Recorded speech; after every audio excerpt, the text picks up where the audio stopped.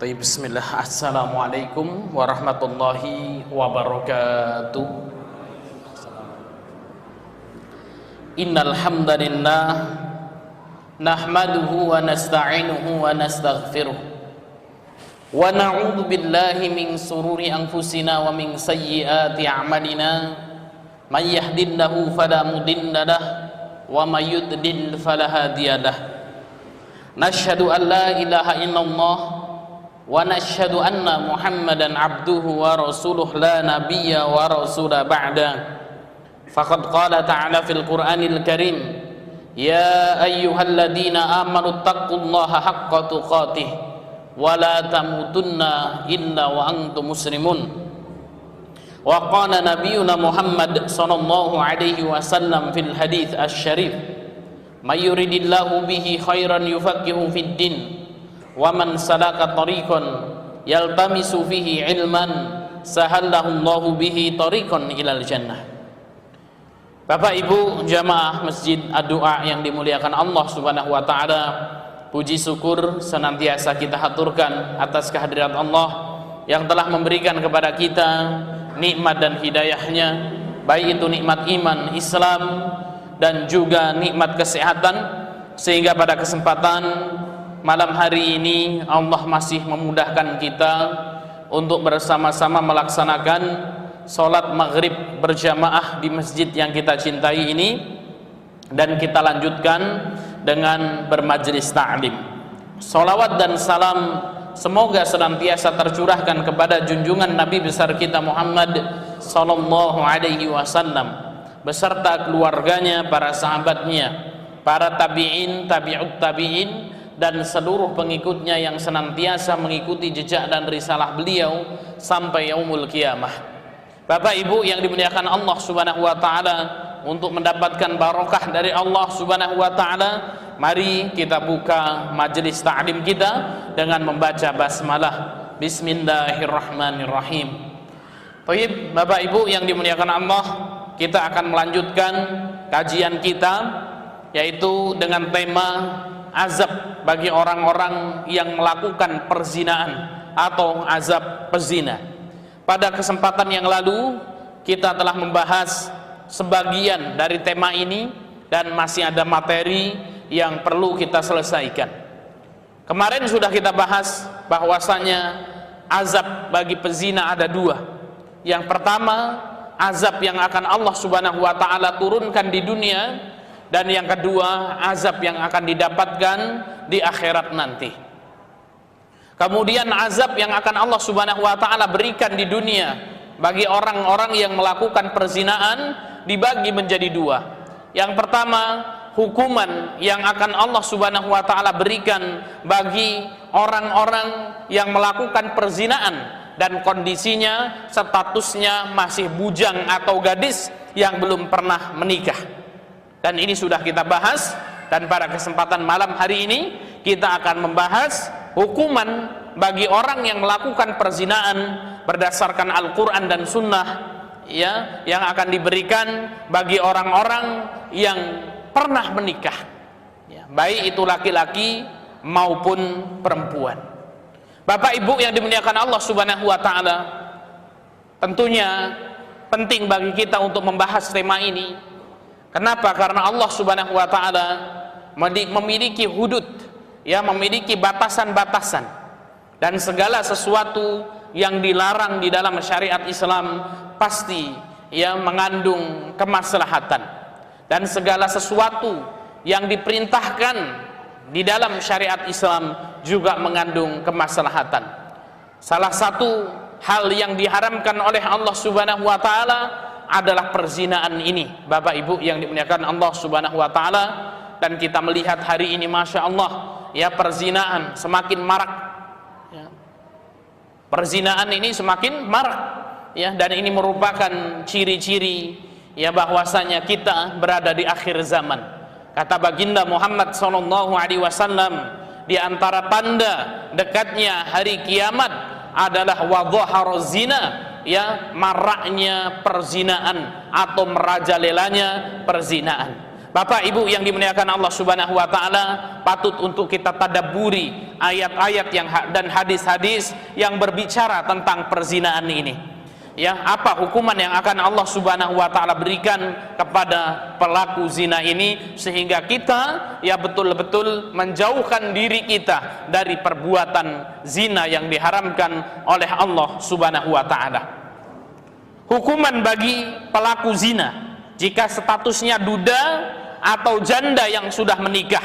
Yang pertama, Bapak Ibu yang dimuliakan Allah Subhanahu wa taala, jika ada seorang yang pernah menikah, ya, seorang yang pernah menikah, ya, baik statusnya duda maupun janda, ya, atau yang masih kemudian memiliki ya suami atau istri yang sah, yang penting dia sudah menikah. Di dalam ya bahasa Arab disebut dengan as-sayyib.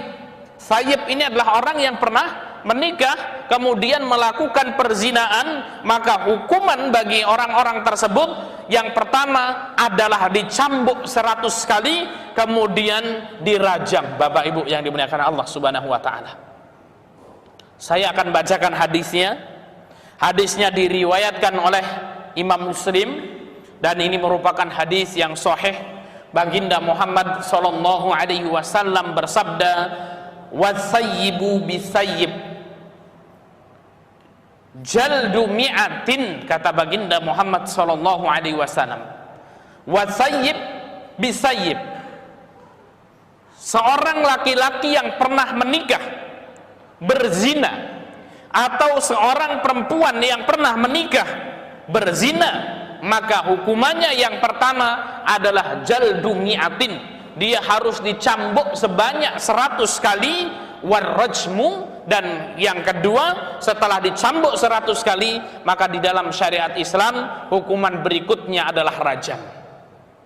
Apa itu rajam, Bapak Ibu yang dimuliakan Allah Subhanahu wa taala? Rajam itu seorang dimasukkan ke dalam tanah, kemudian dikubur setengah badan sampai kepalanya saja, ya, kemudian dilemparin batu sampai meninggal dunia.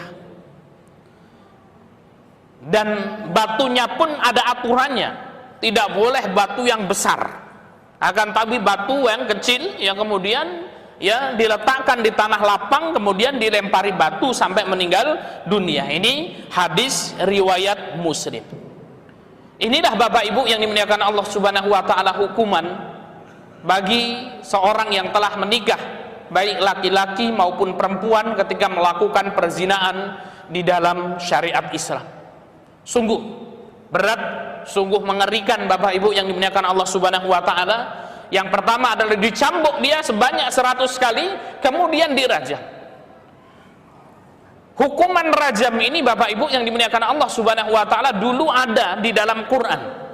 Hukuman rajam ini dulu ada di dalam Al-Quran, akan tetapi ayatnya dihapus.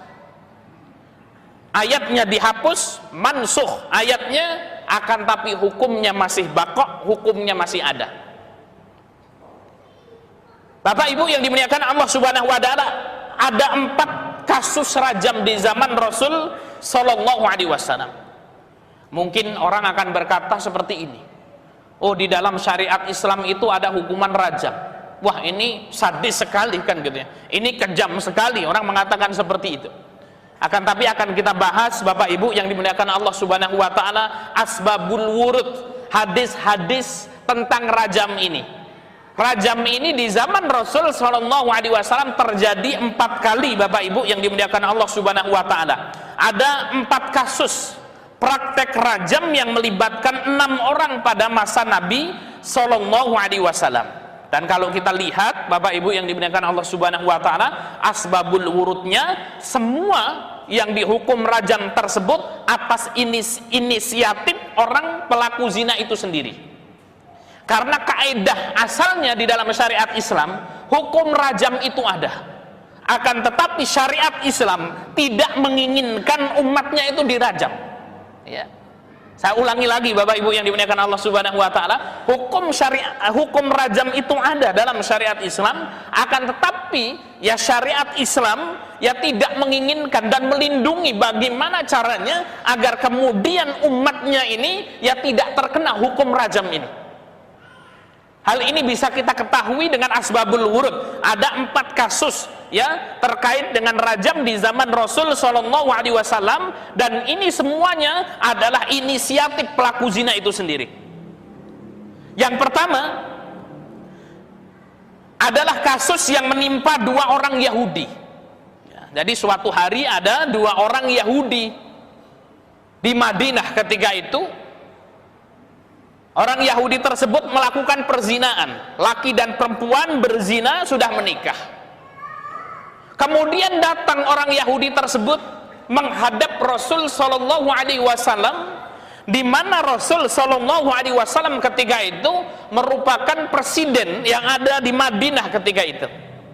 Pemimpinnya kota Madinah. Datang orang Yahudi dan bertanya kepada baginda Muhammad sallallahu alaihi wasallam, menghadap baginda Muhammad sallallahu alaihi wasallam, "Ya Rasulullah, sesungguhnya ya orang Yahudi ini ya mereka yang berkata sendiri bahwasanya kami di antara kami ada yang berzina ya Rasul."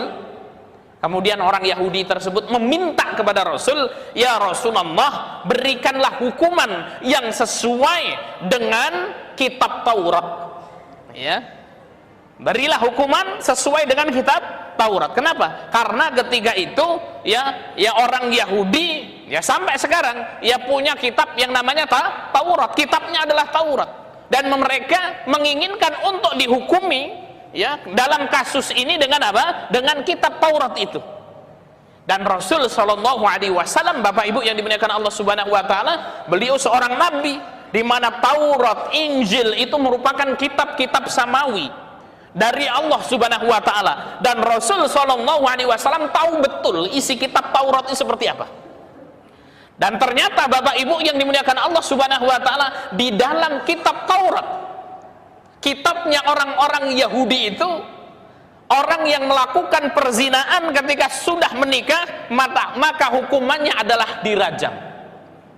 Jadi ternyata Bapak Ibu yang dimuliakan Allah Subhanahu Wa Taala, hukuman rajam ini bukan hanya kemudian milik umat Islam, ada pada umat Islam saja, akan tapi di dalam kitab Taurat, kitabnya orang-orang Yahudi, maka di situ juga ada hukuman rajam ini. Ya.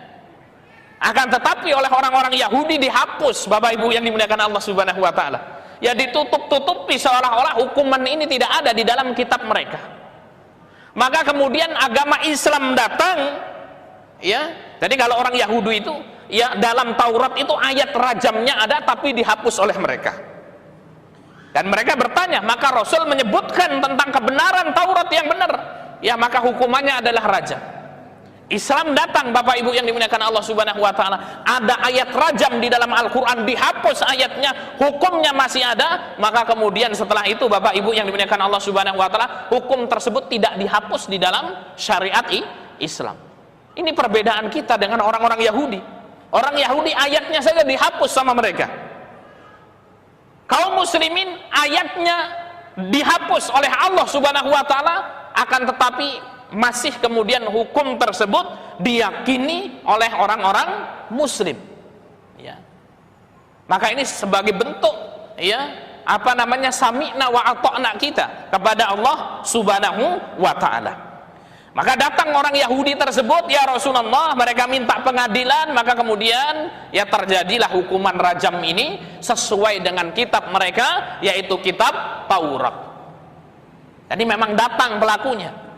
Kemudian kasus yang kedua, Bapak Ibu yang dimuliakan Allah Subhanahu Wa Taala, yaitu dialami oleh seorang yang bernama Ma'is ibnu Malik. Ya. Ada seorang di zaman Rasul bernama Ma'is ibnu Malik yang mengaku telah berzina dengan seorang budak yang bernama Fatimah, budaknya, yaitu budak Hazal bernama Fatimah. Jadi Ma'is ibnu Malik ini berzina dengan budak Hazal. Hazal ini nama suku, ya, nama suku, budaknya namanya Fatimah. Ya, Ma'is ibnu Malik berzina dengan budak ini, kemudian datang kepada Abu Bakar As-Siddiq, pingin dirajam. Ma'is ibnu Malik ini datang kepada sahabat Abu Bakar As-Siddiq, "Wahai Abu Bakar, sesungguhnya dirinya itu telah menikah dan melakukan perzinaan, ingin didatangkan had kepadanya." Apa kata Abu Bakar As-Siddiq? "Sudah, ditutupi saja aibmu ini, engkau bertobatlah." Coba Bapak Ibu yang dimuliakan Allah Subhanahu wa taala. Apa kata Abu Bakar As-Siddiq? Ditutupi, nggak usah ngaku kamu itu. Kalau nggak ada yang melihat sudah engkau bertobat kepada Allah Subhanahu wa taala, nggak usah kemudian engkau minta dirajam. Pulang Ma'is ibnu Malik ini bertemu dengan Fatimah ini, kata Abu Bakar As-Siddiq ini suruh diam saja, kita tobat saja, selesai. Maka kemudian Fatimah itu budak ini, coba kau tanyakan lagi kepada Umar bin Khattab. Datang kedua kalinya kepada Umar bin Khattab, ya karena belum puas itu tadi. Wahai Umar bin Khattab, belum jadi Amirul Mukminin ketika itu. Wahai sahabat Umar, sesungguhnya dirinya telah berzina, ingin diadakan had untuknya.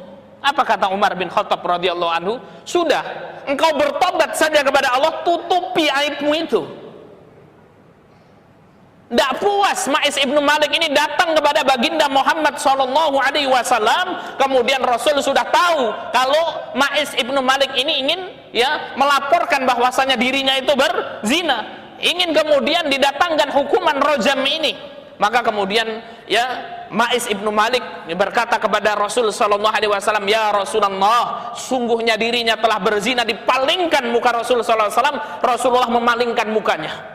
Tidak mau melihat Ma'is ibni Malik ini, sudah bertobat saja, tidak usah ngaku, tidak usah ikrar, kan gitu, langsung tobat sama Allah Subhanahu wa taala. Berpaling Rasulullah, Ma'is ibnu Malik kemudian datang lagi, kemudian Rasulullah memalingkan mukanya lagi sampai 3 kali. Rasul sallallahu alaihi wasallam tidak mau menanggapi Ma'is ibnu Malik.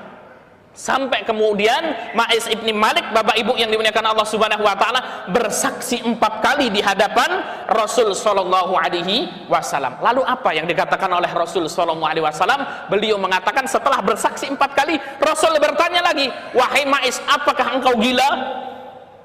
Apa kata Rasul? "Apakah engkau gila?" Jadi Rasul itu bertanya, apakah engkau gila? Dicari lagi alasannya sama Rasul sallallahu alaihi wasallam. Kenapa? Kalau dirinya gila berarti apa? Tidak terkena hukuman. Maka kemudian Ma'is mengatakan, tidak ya Rasul, saya waras ya Rasul. Kemudian apa kata Rasul sallallahu alaihi wasallam? Apakah engkau sudah menikah? Ditanya lagi. Rasul berharap mudah-mudahan Ma'is ibni Malik ini belum menikah sehingga tidak terkena hukuman rajam ini, Bapak Ibu yang dimuliakan Allah Subhanahu wa taala. Kemudian Ma'is ibni Malik mengatakan, ya Rasulullah, sesungguhnya aku telah menikah. Rasulullah berpaling kemudian berkata kepada sahabatnya, wahai sahabatku, bawa orang ini dan rajamlah. Bapak Ibu yang dimuliakan Allah Subhanahu wa taala, ini kasus yang kedua terjadinya rajam di zaman Rasul sallallahu alaihi wasallam. Kemudian kasus yang ketiga dialami oleh seorang wanita dari Bani Ghamidiyah. Ghamidiyah itu adalah nama kabilah. Dari Buraidah dikisahkan bahwa seorang perempuan datang kepada baginda Muhammad sallallahu alaihi wasallam. Jadi suatu hari ada orang perempuan datang kepada baginda Muhammad SAW dan mengatakan, ya Rasulullah, sesungguhnya dirinya telah berzina dan dirinya sudah menikah, dan kondisinya ketika itu sedang hamil anak perzinaan itu, sedang mengandung anak hasil perzinaannya. Maka kemudian Rasul SAW memalingkan mukanya, tidak mau melihat muka perempuan tersebut. Kenapa? Karena supaya kemudian sudahlah, tutupi aibmu saja, tobat sama Allah Subhanahu wa taala, selesai urusannya. Rasulullah menolaknya, ditolak oleh Rasul sallallahu alaihi wasallam ikrarnya, persaksiannya. Kemudian keesokan harinya datang lagi. Maka kemudian, ya Rasulullah, mengaku dirinya telah berzina, sudah pernah menikah, sedang mengandung, kan gitu ya. Maka kemudian Rasul sallallahu alaihi wasallam berkata kepada wanita tersebut, apakah engkau sedang mengandung? Iya. Maka kemudian pulanglah, tunggu sampai kemudian bayimu ini lahir. Dan ketika itu ada waktu baginya, kalau kemudian dia mau menarik persaksiannya, maka kemudian tidak terkena hukuman rajam ini, 9 bulan. Maka kemudian Rasul berharap, sudahlah ini. Maka kemudian supaya ada waktu berpikir. Setelah melahirkan, Bapak Ibu yang dimuliakan Allah Subhanahu wa taala, datang lagi, ya Rasulullah, ini anak saya sudah lahir ya Rasul. Maka kemudian Rasul sallallahu alaihi wasallam mengatakan apa? Balik lagi, ya. Datang, kalau engkau mau datang ke sini, maka kemudian apa? Sampai kemudian anakmu selesai menyusui. Menyusui itu berapa, Bapak Ibu? 2 tahun. Sudah. Ya, kalau ketika itu dia menarik persaksiannya, Bapak Ibu yang dimuliakan Allah Subhanahu wa taala, maka tidak terjadi hukuman had rajam ini. 2 tahun disapeh, kemudian datang lagi sama Rasul sallallahu alaihi wasallam. Ya, kemudian apa? Ya Rasulullah, sesungguhnya anakku sudah kusapeh ya Rasul. Kemudian apa? Anaknya ketika itu sambil membawa roti dan sekarang sudah bisa makan sendiri ya Rasul. Kan gitu ya. Maka kemudian wanita tersebut mengatakan, jatuhkan hukuman ya had rajam kepada dirinya, meminta. Maka kemudian setelah itu ya diambil anaknya oleh Rasul sallallahu alaihi wasallam, diserahkan kepada kaum muslimin, kemudian dilakukan rajam kepada wanita tersebut. Bapak Ibu yang dimuliakan Allah Subhanahu wa taala. Kemudian kasus yang keempat, Bapak Ibu yang dimuliakan Allah Subhanahu wa taala, dikisahkan dari Abu Hurairah dan Zaid ibnu Khalid al-Juhani, bahwa ada seorang Arab Badui menemui Rasul sallallahu alaihi wasallam. Jadi ada orang Arab Badui bertemu sama Rasul sallallahu alaihi wasallam dan melaporkan, ya Rasulullah, sesungguhnya ya dirinya memiliki anak laki-laki kemudian berzina. Maka Rasul mengatakan, sudah, ya ditutupi saja, kan gitu ya. Bertobat, suruh bertobat kepada Allah Subhanahu wa taala dan menginginkan hukuman rajam itu. Ya, maka kemudian setelah itu dijatuhkan hukuman rajam itu, Bapak Ibu yang dimuliakan Allah Subhanahu wa taala. Maka dari beberapa kasus di atas kita dapat mengetahui bahwasanya Rasul sallallahu alaihi wasallam menerapkan hukuman rajam pada para pelaku zina sebab mereka apa? Melaporkan perbuatan mereka sendiri pada Nabi sallallahu alaihi wasallam. Nabi sama sekali tidak mencari-cari kesalahan mereka untuk dirajam. Ya.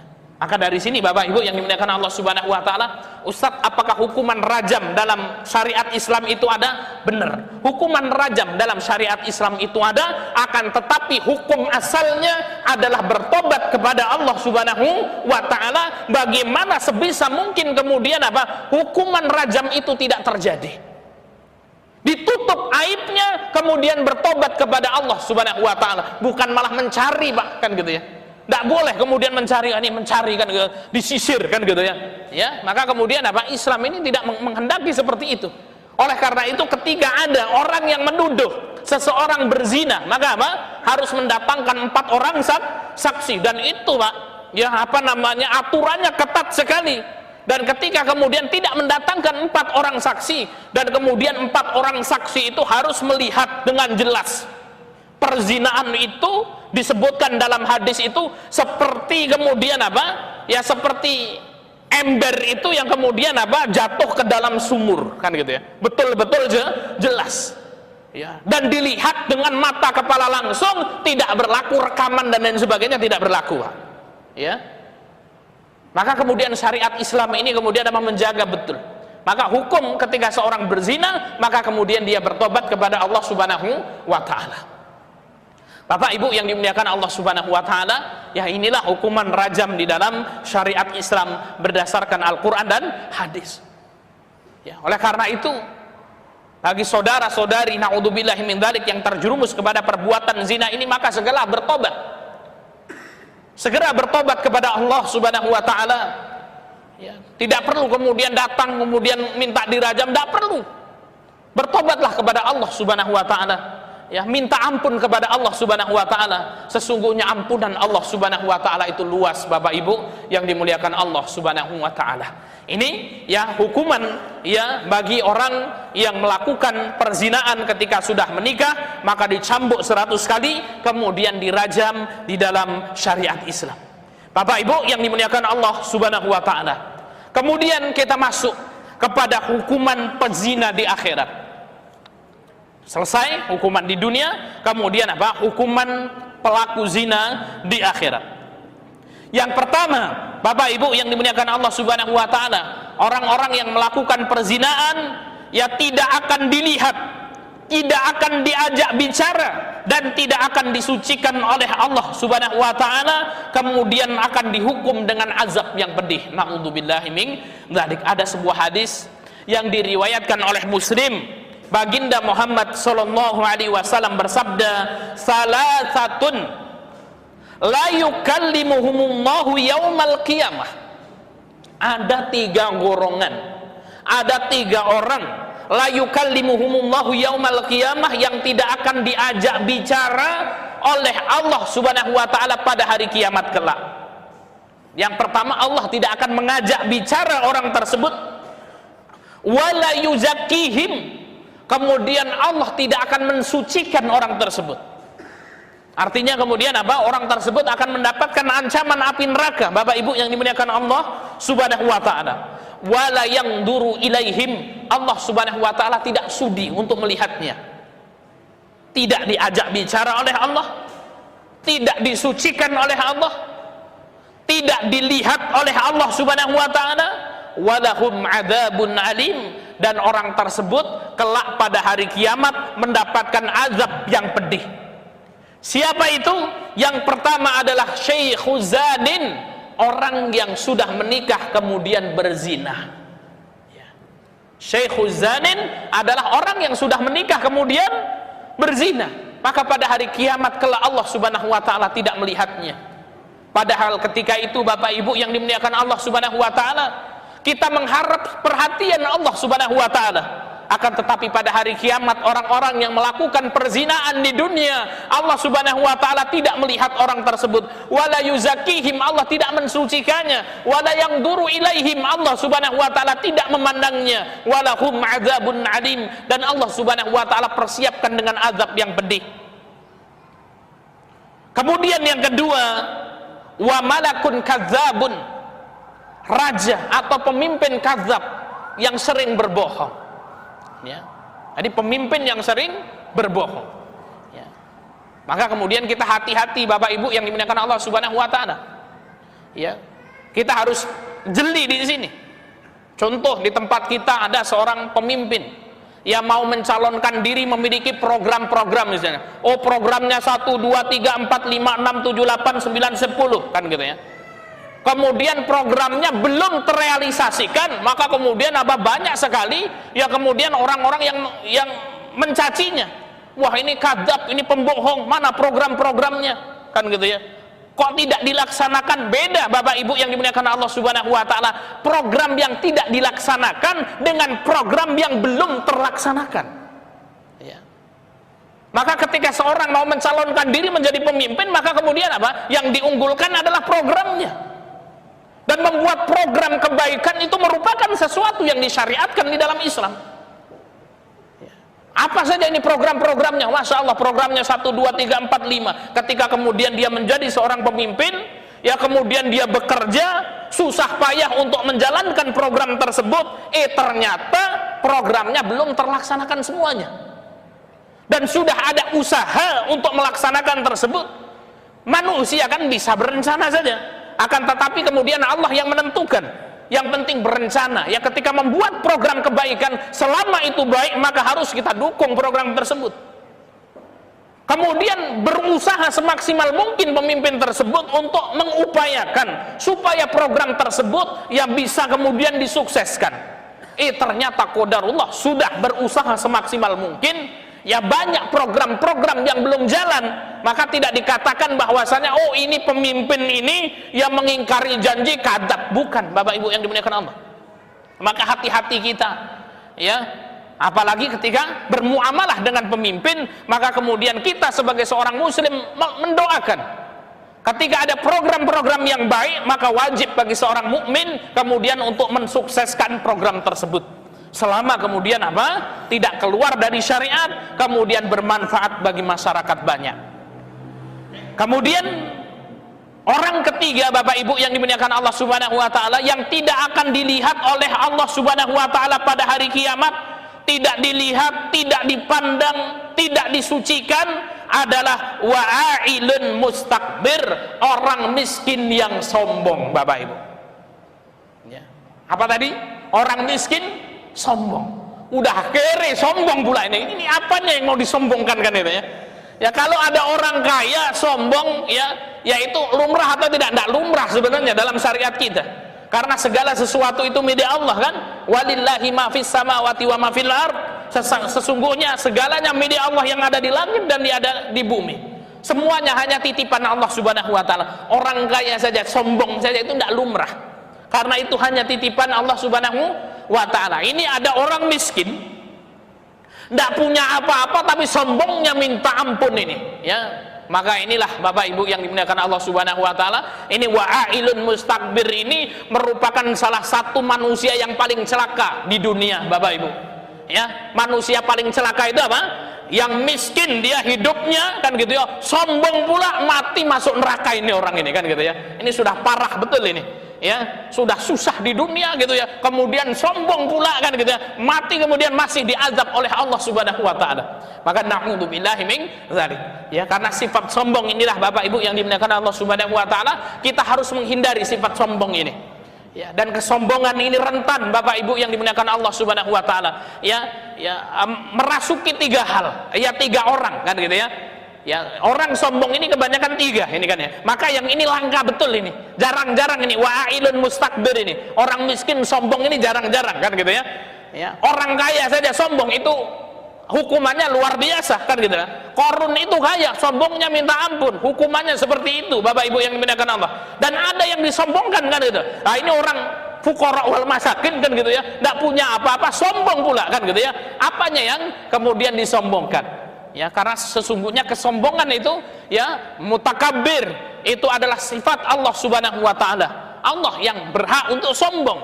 Ya, kenapa? Karena kemudian Allah Subhanahu wa taala yang menciptakan seluruh manusia dan mengatur jagat raya ini. Maka orang yang sering dihinggapi kesombongan itu ada tiga. Yang pertama adalah orang yang Allah Subhanahu wa taala berikan kelebihan padanya harta. Orang kaya Bapak Ibu. Orang kaya ini kalau kemudian apa? Ya diberikan harta kadang-kadang sombong. Yang kedua, orang yang Allah Subhanahu wa taala berikan kepadanya ilmu. Ustadz kan gitu ya, kiai, profesor, doktor kan gitu ya. Ya, para kemudian yang diberikan akademik kan yang punya gelar akademik. Ini biasanya apa? Ya rentan, ya, sombong ini. Kemudian yang ketiga, orang yang Allah Subhanahu wa taala berikan kepadanya jabatan. Ya, bagaimana mengobatinya? Mengobatinya adalah kita memahami, meyakini bahwasanya segala sesuatu adalah titipannya Allah Subhanahu wa taala. Harta titipan Allah, ilmu titipan Allah, jabatan apalagi Bapak Ibu yang dimuliakan Allah Subhanahu wa taala. Allah titipkan kepada manusia yang nantinya akan diambil kembali oleh Allah Subhanahu wa taala. Bagaimana cara Allah Subhanahu wa taala mengambil titipannya? Dengan dimatikan orang tersebut. Selesai. Jabatannya tinggi, kalau mati diambil nyawanya oleh Allah, sudah selesai Pak jabatannya. Kaya raya, Masya Allah banyak hartanya, ketika kemudian diambil nyawanya oleh Allah, selesai, hilang, hartanya akan berpisah dengannya. Ilmunya banyak, ketika diambil oleh Allah Subhanahu wa taala nyawanya, selesai. Maka kemudian apa? Ya semuanya adalah titipan Allah Subhanahu wa taala. Lillahi ma fis samawati wa ma fil ard. Sesungguhnya milik Allah lah yang ada di langit dan ada di bumi. Maka ketika ada orang meninggal, kita mengucapkan apa? Inna lillahi wa inna ilaihi raji'un. Sesungguhnya semuanya milik Allah dan kepada Allah Subhanahu wa taala semuanya akan dikembalikan. Kemudian Bapak Ibu yang dimuliakan Allah Subhanahu wa taala, hukuman bagi pelaku zina di akhirat yang kedua akan dibakar di dalam tungku neraka pada hari kiamat. Masya Allah ini ya. Saya sebutkan hadisnya. Hadisnya diriwayatkan oleh Bukhari dan merupakan hadis yang sahih. Hadis ini dijelaskan ketika baginda Muhammad SAW sedang melakukan Isra dan Mi'raj. Maka beliau mengatakan fantolakna ila saqabin misli tanur. Ya. Ada riwayat lain Rasul mimpi, ya, mimpi ketika itu dibawa oleh malaikat. Kemudian diajak oleh malaikat menyaksikan siksaan-siksaan neraka. Fantolakna ila saqabin misli tanur. Kemudian aku diperlihatkan kata Rasul sesuatu di dalam neraka itu mislu tanur. Tanur itu seperti cerobong lah, cerobong asap kan gitu ya. Apa kira-kira itu? Ya, tanur itu adalah sesuatu gini ya, kemudian apa? Berbentuk kayak segitiga. Ya. Kita baca hadisnya, a'lahu dayyikun wa asfaluhu wasi'un. Nah, tanur ini seperti tungku gitu ya, seperti tungku, tapi bentuk tungkunya itu apa? Bawahnya itu luas, kemudian atasnya itu sempit. Ya, atasnya itu sempit. Jadi apa? Atas sempit, ya, kemudian bawahnya luas. Kemudian Rasul Shallallahu Alaihi Wasallam mendengar banyak keributan di dalam tungku tersebut, banyak suara yang berteriak di dalam tungku tersebut. Yatawaqqadu tahtahu naran. Kemudian apa? Di bawah tungku itu ya, di bawah tungku itu kemudian ada apinya. Fa idza iqtaraba irtafa'u hatta kada ayakhruju. Fa idza khamadat raja'u fiha. Ya. Jadi apa? Seperti tungku ya, seperti kuali gitu ya. Kemudian di bawahnya itu ada apinya. Ada manusia itu yang kemudian apa? Dibakar di dalamnya, kemudian sampai kemudian apa? Karena saking panasnya menguap, Bapak Ibu yang dimuliakan dalam hadis ini, orang tersebut itu menguap seperti mau keluar dari tungku ini. Akan tapi ketika mau keluar turun lagi, ketika mau keluar turun lagi, terus seperti itu Bapak Ibu yang dimuliakan Allah Subhanahu wa taala. Wa fiha rijalun wa nisaun. Dan ternyata isi tungku itu, kata baginda Muhammad SAW, rijalun wa nisaun uratun, laki-laki dan perempuan yang telanjang, tidak pakai pakaian, Bapak Ibu yang dimuliakan Allah Subhanahu wa taala. Fakultu man hadza, maka kemudian aku bertanya kepada kedua malaikat itu, man hadza, wahai malaikat, siapa mereka wahai malaikat? Kenapa kok mereka dibakar di dalam tungku itu wahai para malaikat? Maka kemudian apa? Malaikat akhirnya menjawab, walladzi ra'aitahu fi thaqabi fahum az-zunatu. Maka malaikat mengatakan, sesungguhnya wahai Muhammad sallallahu alaihi wasallam, yang engkau lihat manusia yang dibakar di dalam tungku api neraka itu, wahum zunah, mereka adalah orang yang dahulu ketika hidup di dunia mereka melakukan perzinaan, mereka adalah pezina laki-laki maupun perempuan. Bapak Ibu yang dimuliakan Allah Subhanahu wa taala, inilah Bapak Ibu yang dimuliakan Allah, azab bagi orang-orang yang melakukan perzinaan di akhirat. Yang pertama, tidak akan dilihat oleh Allah Subhanahu wa taala, dicuekin sama Allah Subhanahu wa taala. Allah tidak sudi memandangnya. Kemudian Allah Subhanahu wa taala tidak akan mensucikannya. Kemudian mereka akan mendapatkan azab yang pedih. Ya, mereka adalah apa? Orang-orang yang melakukan perzinaan. Kemudian ya, hukuman kedua bagi pelaku zina di akhirat akan dibakar di dalam tungku neraka pada hari kiamat. Maka kemudian Rasul sallallahu alaihi wasallam melihat, yang diperlihatkan ya azab ya para penghuni neraka, ada orang yang dibakar di dalam tungku tersebut. Ya kemudian apa? Sampai kemudian ya hampir keluar dari tungku, kemudian balik lagi, hampir keluar dari tungku, balik lagi, dan ternyata di dalamnya adalah rijalun wa nisaun uratun, adalah para laki-laki dan perempuan yang telanjang di dalamnya. Dan Rasul bertanya kepada malaikat, manhum, siapa mereka wahai malaikat? Dan malaikat menjawab, mereka adalah pelaku zina, ya, yang mereka tidak bertobat kepada Allah Subhanahu wa taala, maka mereka akan dibakar pada hari kiamat di dalam tungku neraka jahanam. Bapak Ibu yang dimuliakan Allah Subhanahu wa taala, kita berlindung kepada Allah Subhanahu wa taala dari perbuatan zina ini. Maka ya kita simpulkan ya azab zina, kita bacakan ya dari awal sampai akhir. Ya, azab pezina ada dua. Yang pertama hukuman di dunia, dan yang kedua adalah hukuman di akhirat. Yang pertama hukuman di dunia dibagi menjadi dua. Yang pertama adalah hukuman bagi bujang atau gadis yang belum menikah. Yang pertama dipermalukan di depan umum. Ya, laki-laki perempuan yang berzina belum menikah dipermalukan di depan umum, diarak di depan umum, kemudian dicambuk 100 kali. Dan yang ketiga diasingkan selama 1 tahun ke tempat yang jauh. Ya, kemudian diharamkan seorang mukmin atau mukminah menikah dengan seorang pezina sampai ia bertobat. Dan yang kelima, anak hasil zina tidak dinasabkan kepada laki-laki yang telah menzinai ibunya, atau tidak bisa dinasabkan kepada bapak biologisnya. Menurut ulama Syafi'iyah, maka kemudian apa? Hati-hati sekali Bapak Ibu yang dimuliakan Allah Subhanahu wa taala dengan perzinaan ini. Bahkan apa? Ya, anak hasil zina ini ya tidak bisa mewarisi dengan bapak biologisnya itu. Bapak biologisnya tidak sah untuk menikahkannya dan tidak dinasabkan kepada bapak biologisnya menurut madhab yang kuat dalam madhab Syafi'iyah. Maka kemudian apa? Dinasabkan kepada ibunya. Oh, si fulan bin ibunya. Ya, na'udzubillahi min dzalik. Kemudian yang keenam, zina merupakan sebab turunnya bencana, dan yang ketujuh, Allah Subhanahu wa taala akan menyegerakan azab zina di dunia. Kemudian hukuman yang kedua bagi seorang laki-laki atau perempuan yang sudah menikah ketika berzina akan dipermalukan di depan umum, dicambuk 100 kali, kemudian dirajam.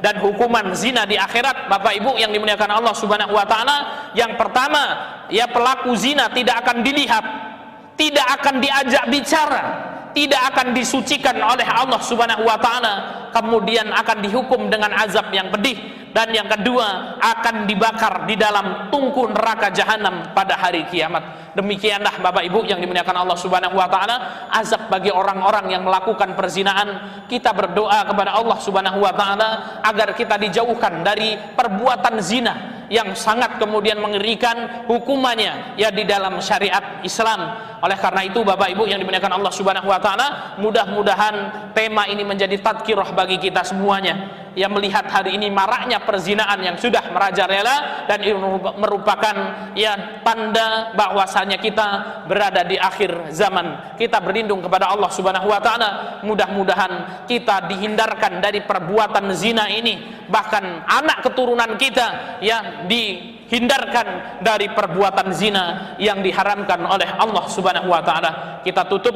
ya majelis taklim kita. Jika ada kurang dan lebihnya saya mohon maaf, dan kepada Allah saya mohon ampun. Wal akhir, wassalamualaikum warahmatullahi wabarakatuh. Assalam. Subhanallah.